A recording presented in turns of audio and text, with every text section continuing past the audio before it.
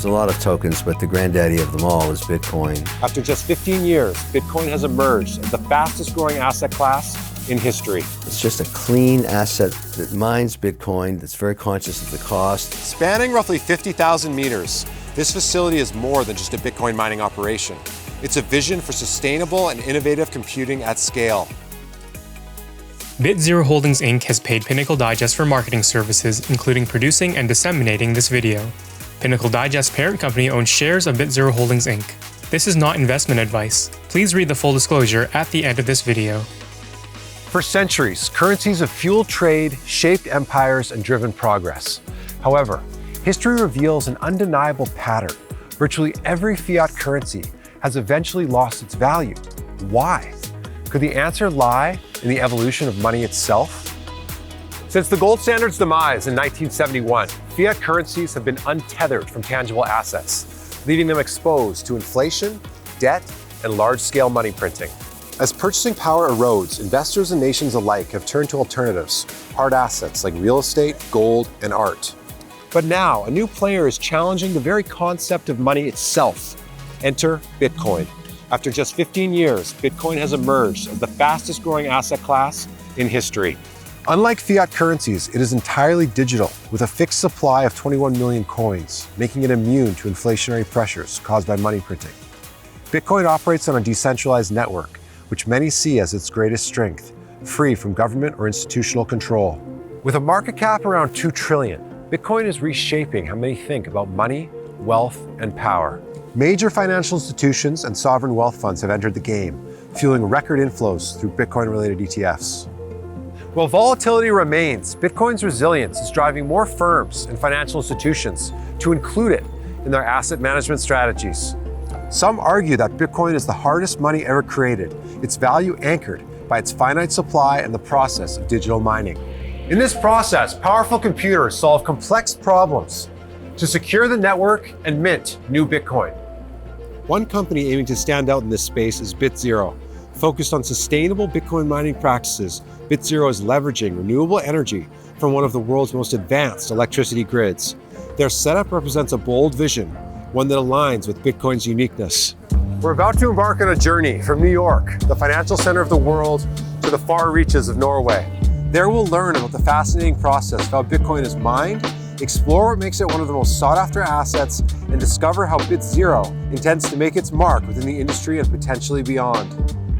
Before we head to Norway, we'll meet with Mr. Wonderful himself, Kevin O'Leary, to find out his thoughts on Bitcoin and learn about his involvement with Bitzero.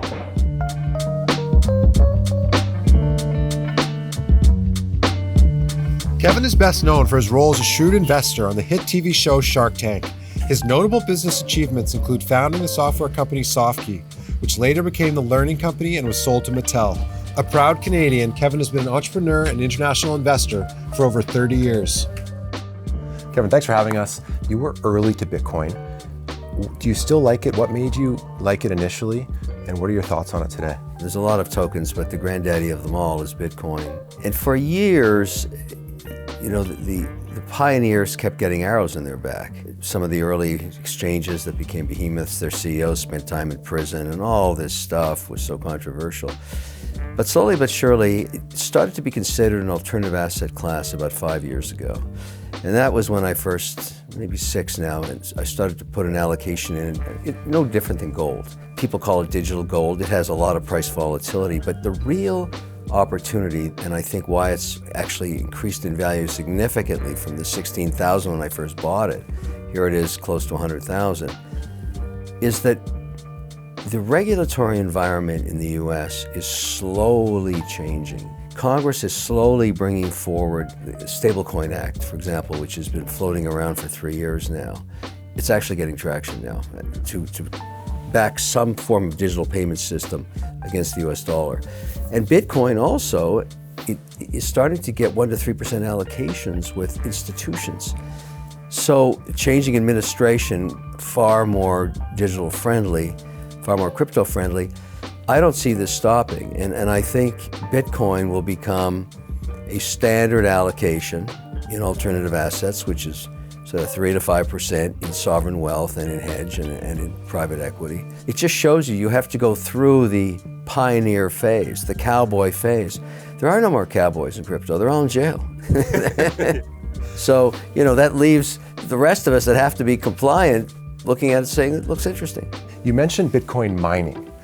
Now you're involved in a Bitcoin miner, Bitzero. Yeah. Can you talk about what got you interested in that company? Bitzero was unique in the sense that they had a plan to try and comply with the lowest carbon emission footprint they could wherever they were, which turns out to be very valuable now because investors want that. In addition, they were global in the sense they were seeking the best environment to mine and get the lowest kilowatt per hour price. And I found that intriguing, and it's just a clean asset that mines Bitcoin, that's very conscious of the cost and the profile of what they do in terms of providing a green solution. You've already got the infrastructure to mine it. You've got the miners there, you've got the hydroelectricity or whatever you're setting up for. And the first facility was in Norway. It's a very friendly environment, very stable, very good energy contract, great community around it. And now we have projects in Finland. So capturing the potential of the Nordic countries has been a very smart move for Bitzero. A very green grid. And very low cost kilowatt hours. A great way to think about Bitzero, the way I think about it, is you can own gold or you can buy gold miners. Many people own both because they want the leverage. You get an extra turn by owning the miner who gets the gold and turns it into gold, and you have the spot price of gold. It's no different with Bitcoin. I like the idea of owning the picks and shovels and the commodity. So I'm owning Bitcoin, and with Bitzero I own the miner itself. And so I have the potential to expand on that, get more capacity as Finland, and also in Norway. There's an expansion going on in Norway. So that's very intriguing for me. I own the picks, I own the shovels, I own the miner, and I own the commodity. So that's my allocation to Bitcoin. I'm very happy, very long term. Thanks for meeting with us, Kevin. You too, thank you. From the center of global finance, where skyscrapers stretch into the clouds and deals shape the world, we leave behind the fast-paced chaos of New York for the tranquil beauty of Norway. Land defined by towering fjords, roaring waterfalls, and the magical glow of the northern lights. But this isn't just a change in scenery. It's a journey to a region uniquely suited for Bitcoin mining and digital infrastructure. Energy is the lifeblood of any mining operation. And here in Norway, Bitzero is tapping into one of the greenest energy grids in the world. With abundant hydroelectric power, Norway offers the perfect environment for creating a sustainable foundation for the digital economy. At Bitzero's Norwegian hub, every watt of energy comes from renewable hydro sources, aligning with a commitment to low carbon operations and environmentally responsible innovation. To understand how Bitzero is positioning itself for the future, we've traveled to Trondheim, Norway's historic capital, which is today a technology and research hub.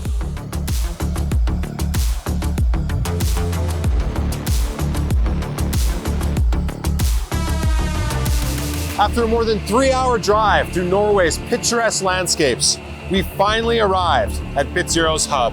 Spanning roughly 50,000 meters, this facility is more than just a Bitcoin mining operation. It's a vision for sustainable and innovative computing at scale. Today I'll be speaking with Mohammed Bakhashwain, Bitzero's founder, president, and chief strategy officer, to learn about his vision for the company. Well, we made it. It was a long journey from Canada, but we're happy to be here. This infrastructure is incredible.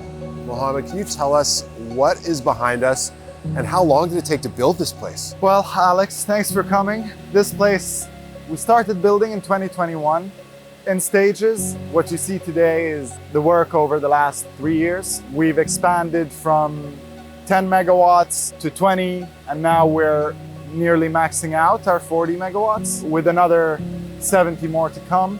What's behind us is all the mining units. Each container is consuming around 1.1 megawatts and has around 300 miners, depending on the type. So 300 computers. 300 computers, 3 to 312, depending on the type of miner. And every 2 containers rely on 1 transformer. The transformers are basically built in a way where they're not really just for mining. They're an infrastructure asset, agile, can be flexible to be used for any IT compute industry in the future, so that the asset value remains within, regardless of the industry it's serving. Now, are you actively mining Bitcoin right now? Yes, In every one? every one of them. We aim to bring down our energy price below 3 cents all in per kilowatt hour. Right now we're more or less around 3 cents average based on the PPAs that we have across the whole site. We expect to bring that down. All of these together have a strong impact on our break even and our cost of mining a Bitcoin. 3 to 4 cents per kilowatt is low. Is that part of the reason why you chose Norway? Exactly. Norway was a strategic choice for the company. The north of Norway enjoys a lot of excess power production, and connectivity to other parts of Europe is not as the south. You would realize the prices of energy in the south of Norway are different. So we picked this location specifically for the area it's in and the excess production in the area, which allows us to get lower power prices and in the same time run without affecting the local community or increasing prices for domestic use and other impacts that happen elsewhere. So you've got 40 megawatts online right now, Yeah. and you're aiming to bring on another 70? Is that correct? Yes. And what stage of development is that at? Construction started at the other side of the site. We're clearing the area right now to install the high voltage substation. That should be arriving within the year, and hoping 2026 that would be online. You were explaining that to me earlier as well. You own this land. Talk to me about that, because I know a lot of Bitcoin miners, they lease the land. They don't actually own it. Whereas you guys bought all this. Our strategy was to make sure the company has a robust asset base, an asset base that would outlive even the industry. The infrastructure we developed here is basically all ours. The high voltage connections, transformers, everything you see behind you has been built from the ground up. We can also show the substation that we are directly connected to. Its production is in excess of a few gigawatts, and that's where all the excess power comes from. We have a direct connection that we own. We own the high voltage all the way from the dam down to here, which gives us security of our operation that I don't think much other players could claim. But there's more. You guys just closed a very significant deal in Finland. Talk to us about that. We just acquired 3 plots of land totaling just under 1 million square meters that will have a ramp-up schedule of power capacity that will reach 1,000 megawatts, 1 gigawatt over time. We also have the freedom to adopt any industry from Bitcoin mining to any other IT industry that we want to enter into in that site. And basically the location provides more or less the same conditions we have here, power price and other factors, with also an added benefit of the ground being already ready and flat. So development there will be much faster. So we'll be able to get mining up and running there pretty shortly after breaking ground. There's always risks in any venture. Obviously, the Bitcoin price is extremely volatile. If it has a massive correction, 50, 60%, where does that leave Bitzero? Good point, Alex. It is a risky space. A few points Bitzero adopts. One of them is energy. The other is hedging strategies and also the continuous energy management. For example, we just secured a PPA at 1.5 cents, 15 euros per megawatt hour, which translates to 1.5 cents per kilowatt hour. That brought our average down significantly, which contributed to the reduction of our break even. And hedging strategies we adopt, so we trade options, calls and puts on the reserve that we hold from time to time. And all the programs that we discussed earlier, the flexibility programs, those also give us an economic benefit that reduces our power price through rebates because of the services we provide to the grid. Thanks for meeting with us, Mohammed. Best of luck. Thank you. Thanks for coming.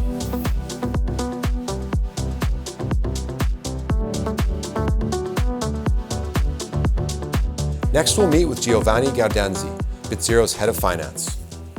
Giovanni, thanks for meeting with me. So when it comes to Bitcoin mining, what are the three components that are most important? Energy costs, sustainable energy costs for a long period of time, which is the main factor. Then mostly CapEx. CapEx translates into revenues very quickly.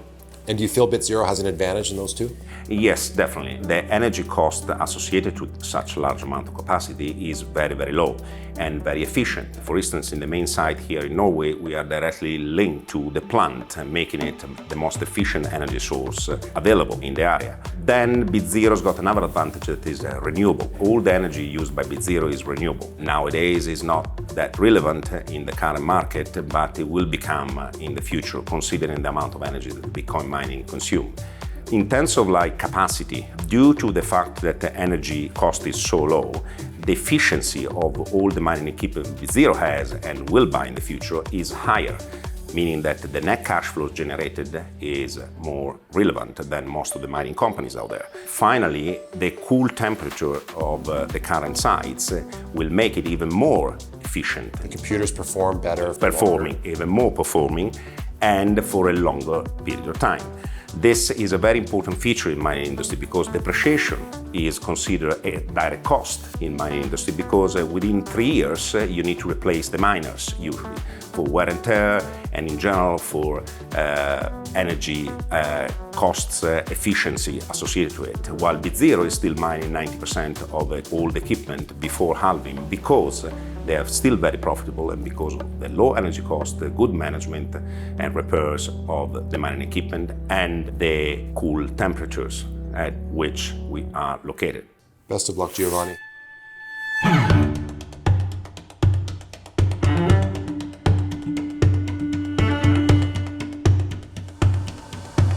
As people and institutions across the world embrace the digital economy, Bitcoin, and sustainable innovation, Bitzero is positioning itself at the intersection of these transformational forces. With a commitment to integrating sustainability and scalability, Bitzero is working to address today's challenges while building infrastructure that could support the future of the digital economy.